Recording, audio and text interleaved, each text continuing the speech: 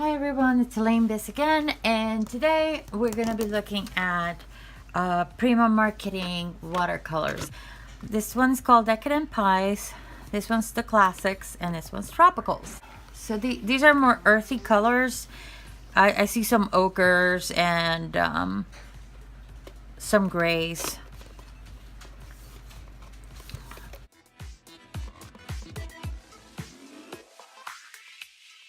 Kind of look like mini Schminke sets or Sennelier, or I think Kramer also comes with a box like that. And these are half pans. I have opened these before, but not this particular one. These are really neat. This is actually really cute. I like how they wrote the word watercolor. I don't know, I read some reviews that these are very pigmented, and someone complained that the little squares the little half pans won't stick on the metal plate. This is actually loose. You could possibly, I guess, put like a little magnet on it, and that might work, but I don't know, I kind of, I mean, they're great for traveling because it's so small, but that's probably all I would do with them. Okay, so I'm going to cut, and I'm going to take these out of the packaging, and we're going to play with the color here.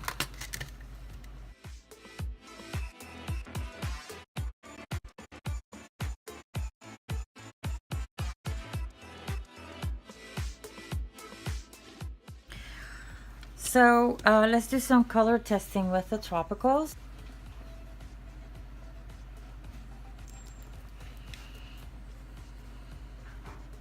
It is nice and bright.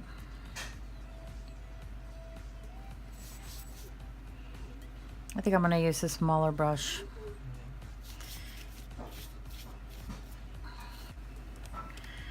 Okay, so this is 14. Again, very nice and bright color. It's like a light ochre. I don't understand why they call them tropicals. They don't seem very tropical to me. This one seems a little dull, the blue. Must be, it looks like an ultramarine blue, but it looks dull.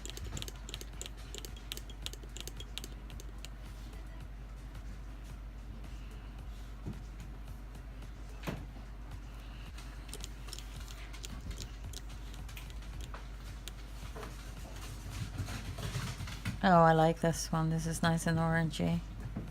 Let's see this one. Another green color. Oh, this one's nice. It's like it's just slightly different. Let me look at the 18 and the 13. 18 and 13. It doesn't say like what color is supposed to be, but it's just a number color. So like if I were to, they don't really tell you what 18 and 13 are supposed to be. You just know that one is gonna be a little lighter. Oh, that's a very vibrant color. It's almost like a quinacridone magenta. Very nice.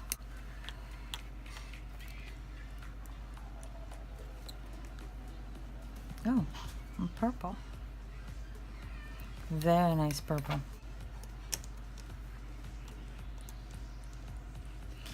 Okay, so this is like a golden yellow. I don't like that they move a lot. They seem loose. They do seem loose. And someone did talk about that in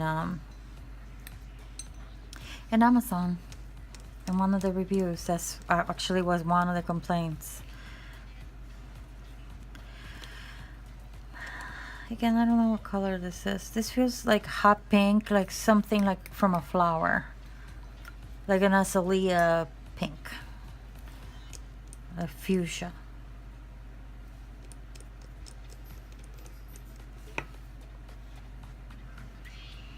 Okay, that's more or less ultramarine to me, and this is cobalt. Like a cobalt blue #1. I'm thinking that this may be a Van Dyke brown. Yep, maybe a little lighter. I'm not adding like extra water on this because I really want to see the intensity of the color. I don't care about the spread with water. I really care more about the tinting. So these are the tropicals, and so far so good. I like them. So I'm gonna do Decadent Pies next, and I'll pause it, I'll time lapse it, and we'll go from there. Okay, so sorry the time lapse didn't go through as I planned. So here's Decadent Pies. Let's see how these go. This is supposed to be a white color. Not exactly sure. Like I'm not. It looks like an off-white, like egg white, eggshell white, and it doesn't seem to be very opaque. I'm gonna put some on top of the 25. Yeah, it's just slightly opaque. This one seems to be like a tin. I'm gonna get a little closer here.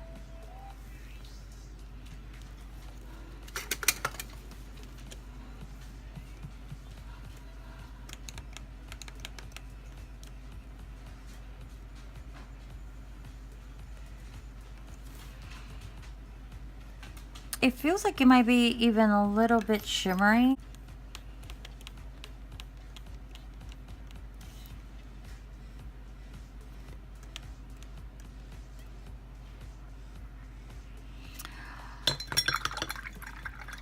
I don't know if this feels repeated from the tropicals. That one color might be a little more more vibrant. This is a peachy color.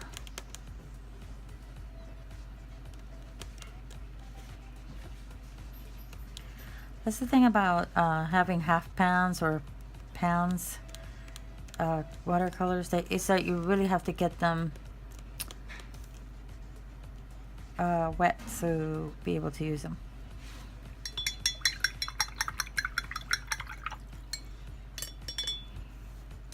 I think this one might be shimmery as well. I don't know. We'll see. But it looks like it's changed colors on me. Like it got lighter. It's a pretty color.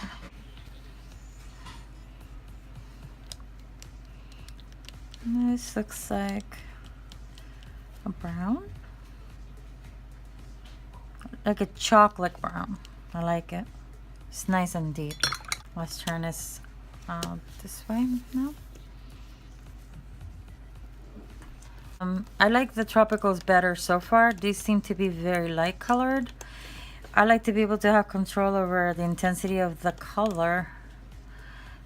So I don't know that I would use this one to do florals, but definitely fashion. It's a nice fashion palette to have.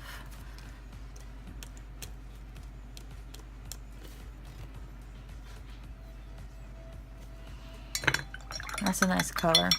It looks like a fall collection color palette. Very nice. Yeah, it's very fall. Let's see this green. Huh. Oh, I like it. These ones are really dry. Whenever I use pen colors, I just put a couple of drops of water and let it absorb, and then I use it. That way you get the most of the color out. This is a very interesting blue. I can't say that it's like a blueberry blue. I think it's like a deeper ultramarine. I don't know if how well this is gonna show up on camera. It just looks like a very deep ultramarine. This, I actually know the color of this. Oh, this is like a peacock. It's like a peacock blue. Like a raspberry blue or peacock blue. Very nice set. Okay, so I'm going to put these away. And I am going to do the next color palette, which is the classics.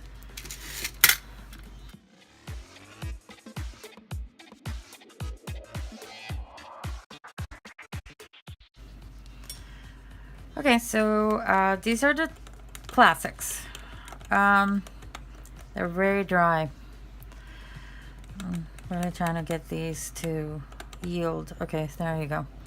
I'm thinking this one, the first, the white that I did prior might be like a Chinese white, which is a mixing white.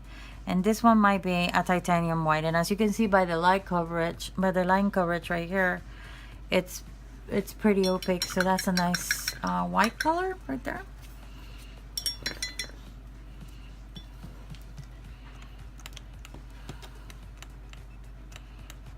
Nice fuchsia. Seems very transparent. This is like an opera pink. I like it.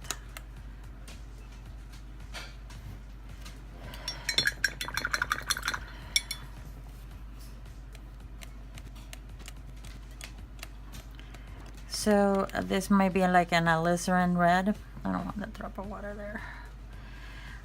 Alizarin red. I really like it. It's very vibrant. I'm not using a lot of water, as you can see. I really want to see how intense these paints can be, and they seem to be doing really well. Again, it just seems like some of these are very dry. This is like a yellow orange, like a pencil orange type of color. This one feels really dry. This might be like a yellow school bus. I don't know. This feels more like a yellow pencil, and it's still pretty vibrant. It's more lemony than anything. Actually, I believe that Winsor Newton, they call it lemon yellow. And let's see how green this green is. It's very nice. So this one's a little bit more opaque, even though this feels like a sap green. If you mix sap green with this red, you get Van Dyke brown. And if you use it in equal parts.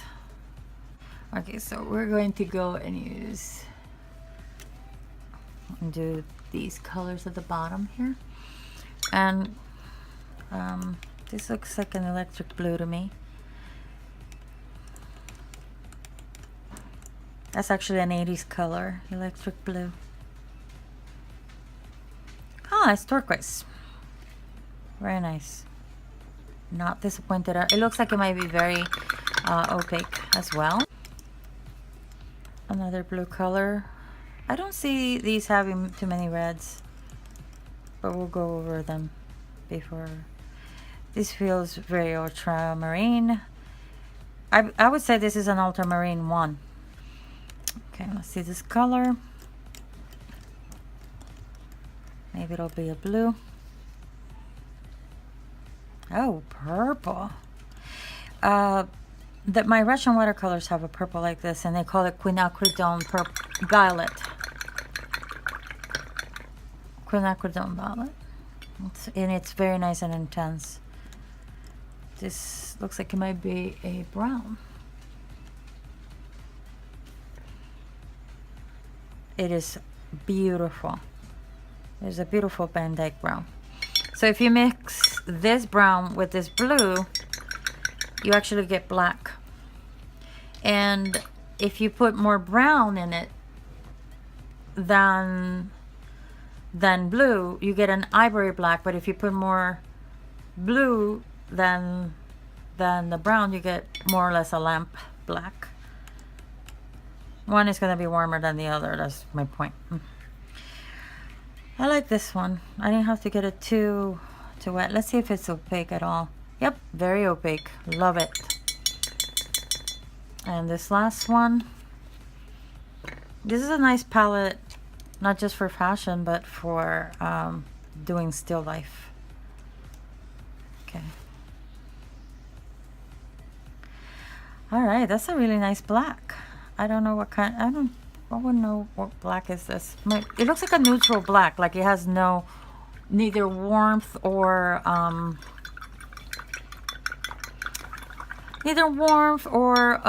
coolness to it. So I'm gonna pull the other little ones that are. These are Decadent pies, and I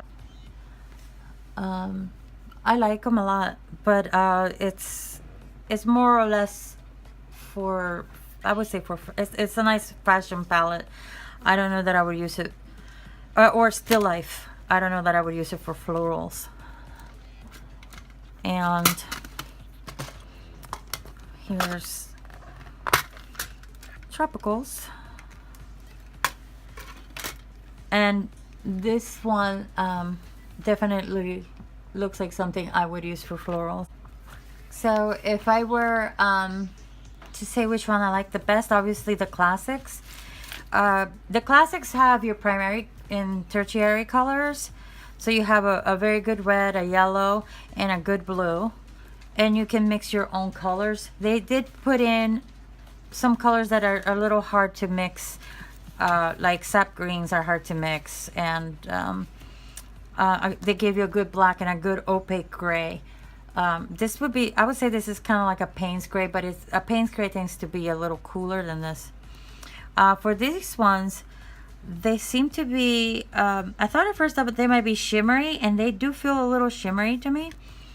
I don't know if it shows on camera, but definitely these have a little shimmer on it. And the quality, like I really tried to get that really wet just so I could get a good yield of pigment on it.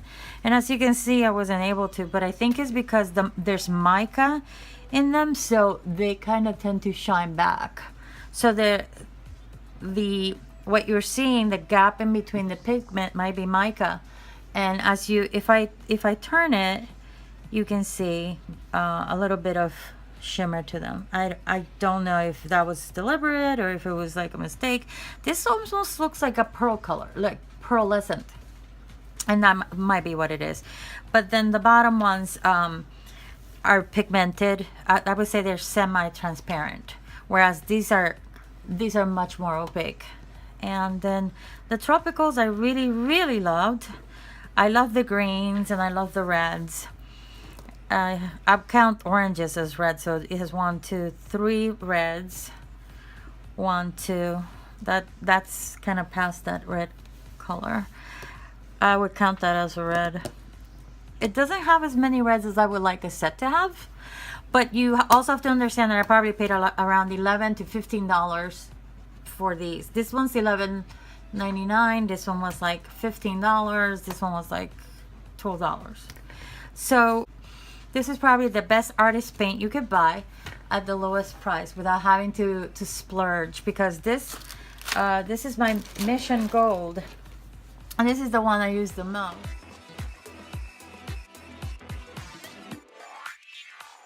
So if I were to compare them to my Mission Gold, this is I believe I paid $120 for this, and I use them often.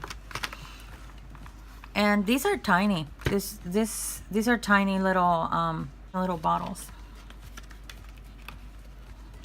or tubes, I should say. These are tiny little tubes, and they're very highly pigmented. I really like them. I use them all the time, but every once in a while, it's like this is just too much to carry around. So if I had something this small that I could take with me, it makes it really easy to be able to paint.